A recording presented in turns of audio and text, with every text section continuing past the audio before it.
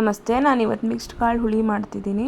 ಇದಕ್ಕೆ ಗಸಗಸೆ, ಕಾಯಿ ತುರಿ, ಶುಂಠಿ, ಬೆಳ್ಳುಳ್ಳಿ, ಕೊತ್ತಂಬರಿ, 2 ಟೊಮೆಟೊ, 1 ಈರುಳ್ಳಿ, ಒಗ್ಗರಣೆಗೆ ಈರುಳ್ಳಿ, ಕರಿಬೇವು, ಮಿಕ್ಸ್ಡ್ ಕಾಳು, ಮಿಕ್ಸ್ಡ್ ತರಕಾರಿ.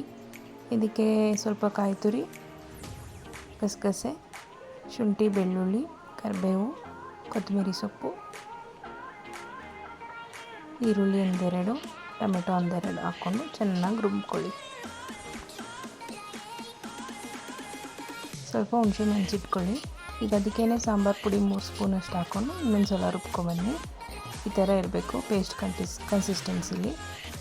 ಈಗ ಒಂದು ಕುಕ್ಕರಲ್ಲಿ ಎಣ್ಣೆ ಹಾಕ್ಕೊಂಡು ಸ್ವಲ್ಪ ಸಾಸಿವೆ, ಹಿಂಗೆ ಹಾಕ್ಕೊಂಡು ಸ್ವಲ್ಪ ಕರಿಬೇವು ಹಾಗೂ ಈರುಳ್ಳಿ ಹಾಕ್ಕೊಂಡು ಫ್ರೈ ಮಾಡ್ಕೊಳ್ಳಿ. ಈಗ ಇದಕ್ಕೆ ಮಿಕ್ಸ್ಡ್ ಕಾಳನ್ನ ಹಾಕ್ಕೊಂಡು ಫ್ರೈ ಮಾಡ್ಕೊಳ್ಳಿ. ಈಗ ಸ್ವಲ್ಪ ಅರಿಶಿನ ಪುಡಿ ಹಾಕ್ಕೊಂಡು ಬೇಕಾಗಿರೋ ತರಕಾರಿಗಳನ್ನ ಹಾಕ್ಕೊಂಡು 2 ನಿಮಿಷ ಫ್ರೈ ಮಾಡ್ಕೊಳ್ಳಿ. ನಂತರ ರುಬ್ಬಿಟ್ಕೊಂಡಿರುವ ಮಿಶ್ರಣ ಕೂಡ ಬೆರೆಸ್ಕೊಳ್ಳಿ.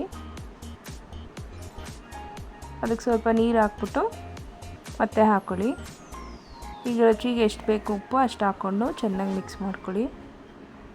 ಕೊನೆಯಲ್ಲಿ ಸ್ವಲ್ಪ ಹುಣಸೆಹಣ್ಣಿನ ರಸ ಕೂಡ ಹಾಕ್ಕೊಂಡು 2 ವಿಷಲ್ ಬರ್ಸ್ಕೊಳ್ಳಿ.